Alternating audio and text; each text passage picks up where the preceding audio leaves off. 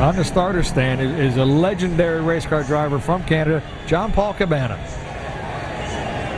He will wave the green flag to get the field going. There he is, tucked in between the NASCAR officials. I've chased him quite a few times on these short tracks up here. Have you now? Yes, I have. He taught me something one time, too. I was chasing him for a lead.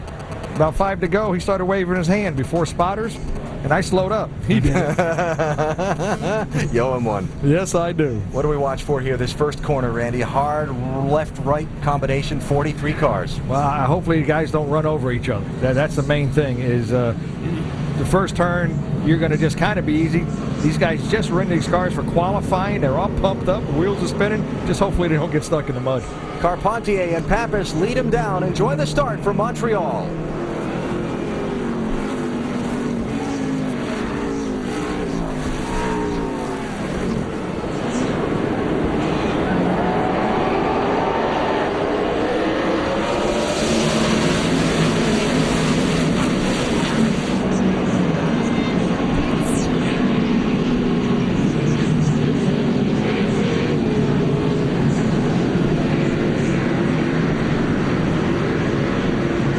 So far, so good. Not for Max Pappas. One car started second, already shuffled back about 5-6 spots.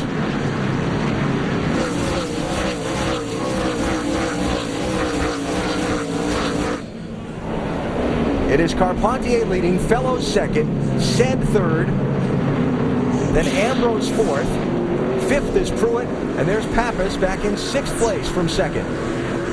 He was totally excited after qualifying. Maybe he just kind of burst his bubble, and now he's taking a breath. These guys probably went the first couple turns without even breathing. That's Robbie Gordon looking for a spot, and here comes Nick Janssen in the 28 car trying to get around Michel Jourdain in the 17.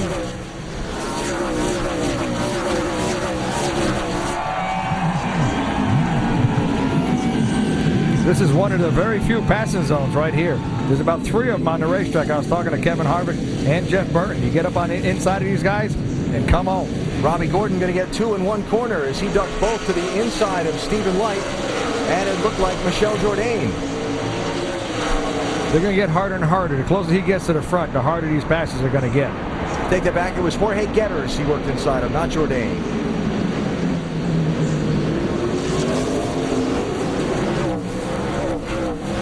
And Carpentier will lead lap 1.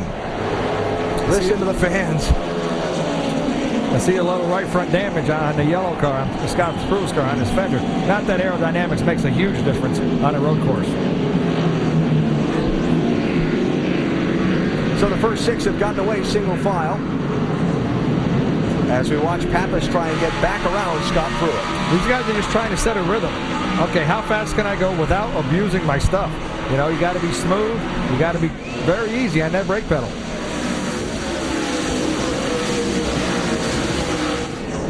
And you can see from that onboard shot just how tight this course is. Yeah, look at that right front. Yeah, and that's one of the things, I guess, if they want to be in the back and watch all the excitement. Well, if there is excitement, there's no place to go. Look at this. You're like racing in a tunnel here.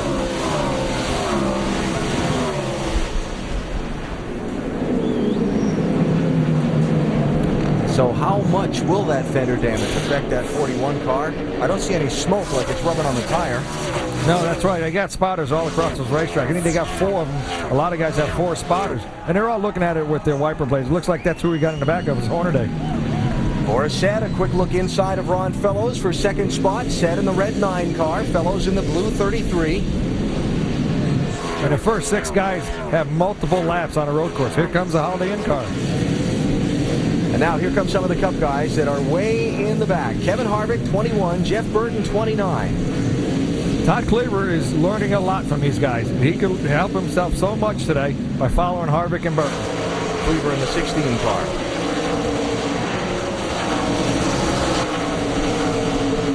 So, Marty, Jeff Burton got a lot of work to do today to get up front.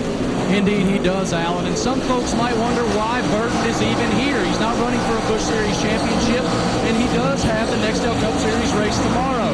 So I asked him on Thursday, what are you doing here? He said, Marty, I'm a 5th to 12th place driver in a Nextel Cup Series road course race. If I want to contend for championships, I have to get better on road courses So he's here in a fine-tuning effort to learn lines and learn road course racing. Nope, he's going to get a spot there. Almirola just learned something. You don't want to do that. Eric Almirola in the 20 car for Joe Gibbs, giving up that spot. So Jeff Burton moves up now to, that'll be the 28th place. At the beginning of the race, Scott Pruitt's damage came from Max Pappas when Max slowed down a little bit.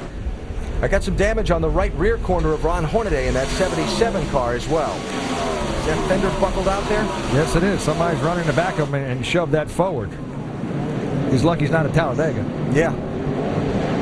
Michelle Jourdain working on Hornaday there. That's for 7th spot. Check that. That's for 8th spot. Robbie Gordon has just gone through both of them in the 55. With that damage in the back of that car, somebody's got to have some damage in the front. Look out, coming in hot. Oh, Nick Johnson in the 28. Into the back of Jourdain, into the back of Hornaday. Oh, he's still going.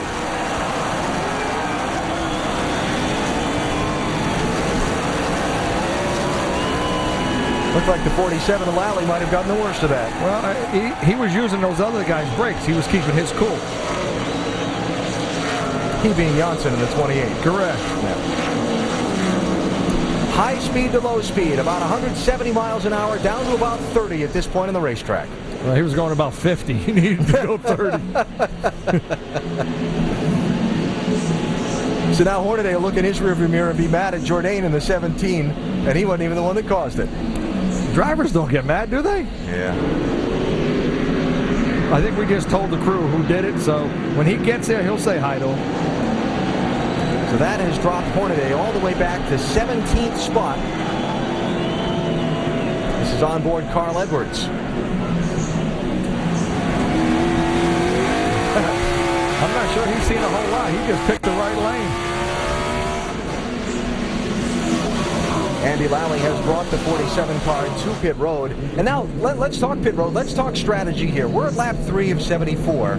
We're only about 7 or 8 laps away from seeing scheduled pit stops. Well, you know, that's one thing. As a race car driver, I could care less about strategy. You just tell me when you want me to pit. I'll come into pit road when you tell me. Sometimes it's right, sometimes it's wrong. At the end of the day, guys could be heroes or they can make it a little tough on themselves.